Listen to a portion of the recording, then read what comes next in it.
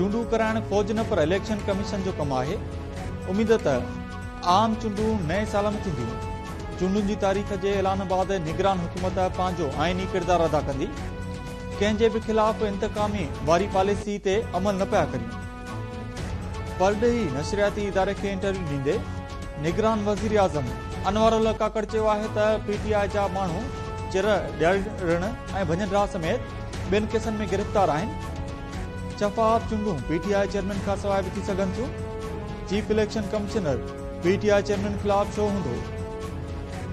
वज़ीर आज़म जी हैसियत में हुन ई चीफ इलेक्शन कमिश्नर खे मुक़ररु कयो हो। सियासी मक़सद लाइ अदलिया खे इस्तेमालु न करणु घुर्जे।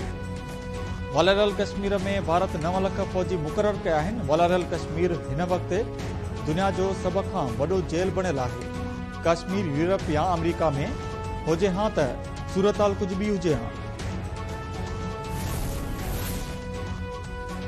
छह मुसलमान मुल्कनि पारां इसराइल खे तस्लीम करण वारी दावा ते पाकिस्तान जो रद्द अमल साम्हूं अची वियो। निगरान परॾेही वज़ीर जलील अब्बास जीलानी चयो आहे त इसराइल सां लाॻापन बाबति पाकिस्तान पंहिंजो फ़ैसिलो मुल्की मुफ़ादनि मुताबिक़ कंदो।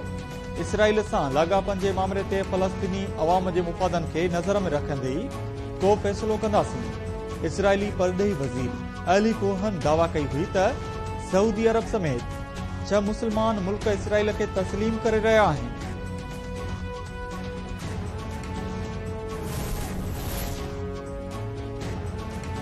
आइन में वाज़े आहे त मुल्क जो निज़ाम चूंडियल नुमाइंदा ई हलाईंदा। समूरनि सियासी पार्टियुनि खे चूंड विढ़ण जी मुकमिल आज़ादी हासिल हूंदी। सुत्समा वारी निगरान वफ़ाक़ी वज़ीर मुर्तज़ा सोलंकी चयो आहे त सरकारी मीडिया कंहिं बि सियासी पार्टी जी हिमायत या मुखालफ़त में न हूंदी। जेतिरो वक़्तु आहियूं मसइला हल करण जी कोशिश कंदासीं।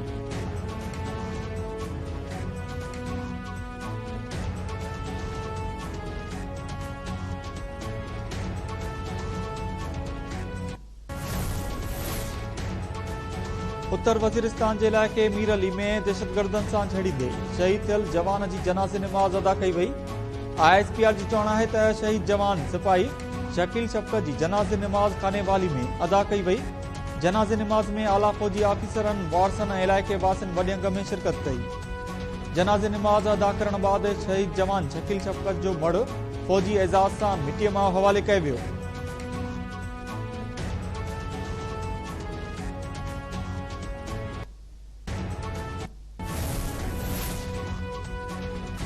पंजाब में अखियुनि जी वबा जे जाली इंजेक्शन लॻाइण सबबि शुगर जे मर्ज़ में मुब्तला मरीज़ सख़्त मुतासिर। जाली इंजेक्शन लॻण सबबि शुगर जा 40 मरीज़ अखियुनि जे नूर खां महरूम करण जी तस्दीक़।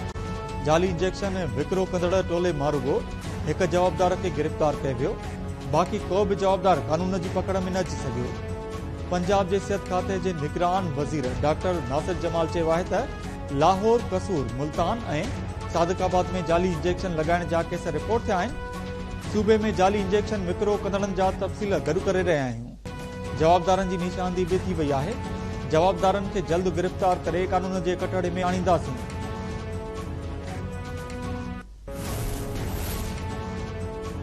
KTN न्यूज़ जे बहादुर रिपोर्टर शहीद जान मोहम्मद मर जे क़त्ल खे 42 ॾींहं गुज़रण बावजूद पुलिस मुख्य जवाबदारनि ऐं सहूलियतकारनि खे गिरफ़्तार न करे सघी।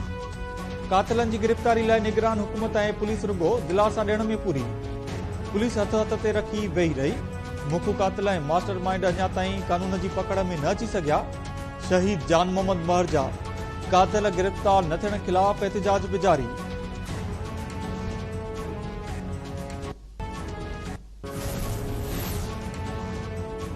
शहीद जान मोहम्मद महर जा कातिल गिरफ़्तार न थियण ख़िलाफ़ कलम खणण जो एहतिजाज। सखर में यूनियन ऑफ जर्नलिस्ट तरफ़ां शहीद जान मोहम्मद महर जे कातिलनि जी गिरफ़्तारी लाइ एहतिजाजी मुज़ाहिरो। अलामती बुख हड़ताली कैंप में क़ाइम। सहाफ़ियुनि, सियासी समाजी तंज़ीमुनि ऐं सिविल सोसाइटी जे नुमाइंदनि पारां शिरकत। सहाफ़ियुनि जो चवणु आहे त शहीद जान मोहम्मद महर जे समूरनि कातिलनि ऐं सहूलियतकारनि खे फौरी तौर गिरफ़्तार करे कानून जे कटहरे में आणे शहीद जे खून सां इंसाफ़ कयो वञे।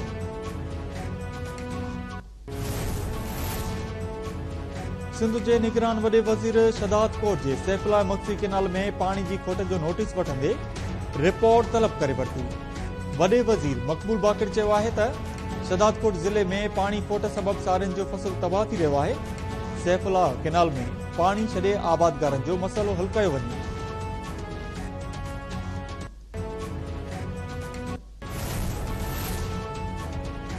आईजी सिंध रफ़त मुख्तार जी सदारत हेठि अमन अमान बाबति इजलास। गैर कानूनी तौर तरसियल परॾेहनि ऐं स्ट्रीट क्रिमिनल्स खिलाफ़ सख़्त कार्रवाई जो फ़ैसिलो। इजलास दौरान एडिशनल आईजी खादिम हुसैन रिंदर ॾोहनि खिलाफ़ जारी कार्रवाइनि बाबति ब्रीफिंग ॾिनी। गैर कानूनी तौर तरसियल परॾेहनि स्मगलिंग स्ट्रीट क्राइम ऐं ॿियनि ॾोहनि जी रोकथाम बाबति आगाही। आईजी सिंध रफ़त मुख्तार चयो आहे त गैर कानूनी तौर तरसियल परॾेहनि खे संदनि मुल्कनि ॾांहुं वापसि मोकिलण वारे अमल खे तेज़ कयो वञे। स्मगलिंग ऐं स्ट्रीट क्रिमिनल्स खिलाफ़ कार्रवाइयूं तेज़ करे हफ़्तेवार रिपोर्ट पेश कई वञे। लाॻापियल इदारनि सां गॾिजी स्मगलिंग खे हर हाल में रोकियो वञे।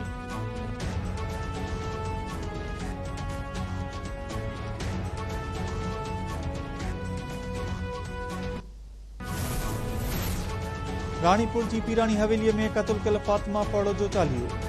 वारस इलाइक़े वासी सियासी समाजी तंज़ीमुनि जे कारकुननि जी वरियंग में शिरकत। ॻोठ अली मोहम्मद फड़ो में फातिमा फड़ो जे चालीहे जी तक़रीब में वारसनि ऐं सियासी समाजी अॻवाननि पारां फातिमा फड़ो खे एसाल सवाब पहुचाइण लाइ क़ुरान ख़्वानी कई वई। वारसनि ऐं सियासी समाजी तंज़ीमुनि जे कारकुननि फातिमा जी क़बर ते गुल रखी फातिहा बि पढ़ी। वारसनि मुतालबो कयो त संदनि न्याणी जे क़त्ल में मुलविस जवाबदार हिना शाह खे गिरफ़्तार करे इंसाफ़ कयो वञे।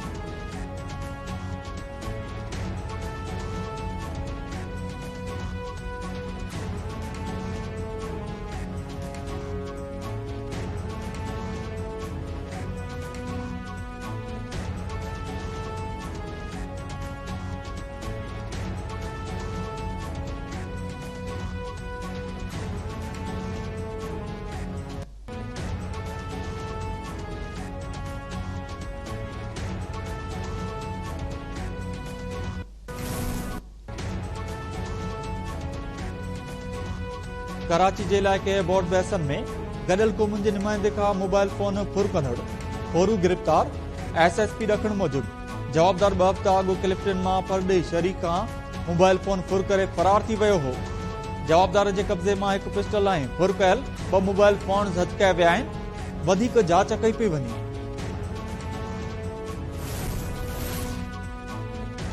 हाला वेझो केले जे बाग मां नौजवान जो तशदद थियल लाश ते इतला ते पुलिस पहुची लाश अस्पताल मुंतकिल करे छॾियो।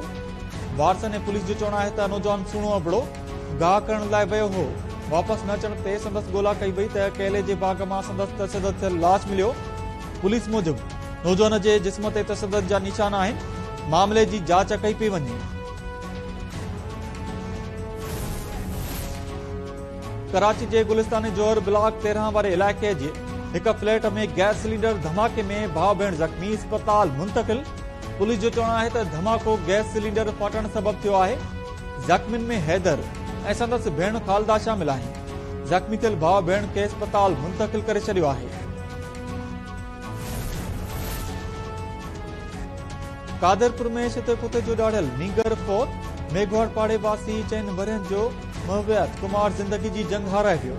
नीगर महवियत कुमार खे कुझु ॾींहं अॻु शिते पुते ॾाढ़े ज़ख़्मी कयो हो।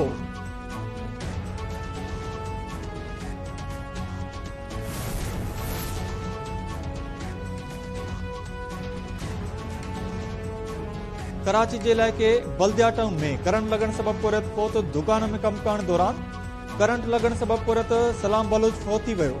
मड़ अस्पताल मुंतकिल करे कानूनी कार्रवाई बाद वारसनि हवाले कयो वियो।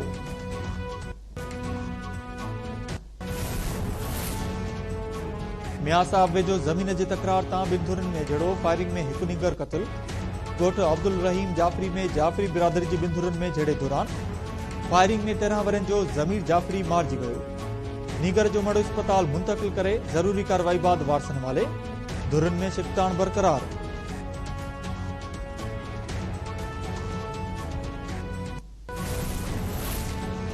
औरताणे आवाज़ ते रिखिजी अगवा थियल ठटे वासी नौजवान खे पुलिस बाज़ियाब कराए न सघी। वारसनि जो धरणो पुलिस जी ख़ातिरिन बाद ख़त्म। अगवा थियल नौजवान इरफान मसीह जी बाज़ियाबी लाइ संदसि वारसनि क़ौमी शहरा ते धरणो हयो। पुलिस पहुची नौजवान जी बाज़ियाबी जी ख़ातिरी बाद धरणो ख़त्म कयो वियो। धरणे दौरान नौजवान जी अमड़ बेहोश थी वई। वारसनि जो चवणु आहे त धाड़ेल नौजवान जी बाज़ियाबी लाइ 1 करोड़ रुपया भूंग तलब कयो आहे। फौरी तौर नौजवान खे बाज़ियाब कराए परेशानी ख़त्म कई वञे।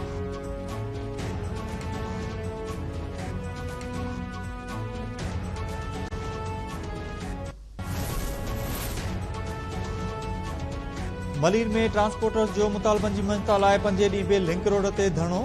हैदराबाद ऐं कराची तरफ़ ईंदड़ वेंदड़ ट्रैफ़िक सख़्त मुतासिर।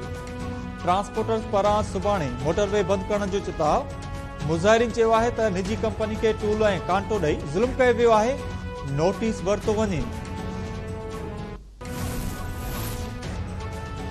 फरीदाबाद वेझो कासकेली ऐं तेवड़ा बिरादरी जी ॿिनि धुरियुनि में औरत जे घरां निकिरी वञण तां हलंदड़ तकरार जो जरगो। जरगे में कासकेली धुर मथां अॾो साबित थियण ते 17 लख रुपया ॾंढ मुक़रर। तेवड़ा बिरादरी ॾांहुं मेड़ वठी वञी ॾोह जी माफ़ी वठण जी बि फतवा जारी।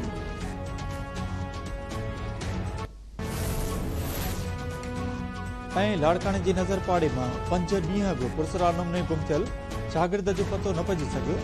वारस परेशान। संदन चवणु आहे त शागिर्द फरहान तुनियो जी ॻोल्हा में मदद करे बेचैनी ख़त्म कई।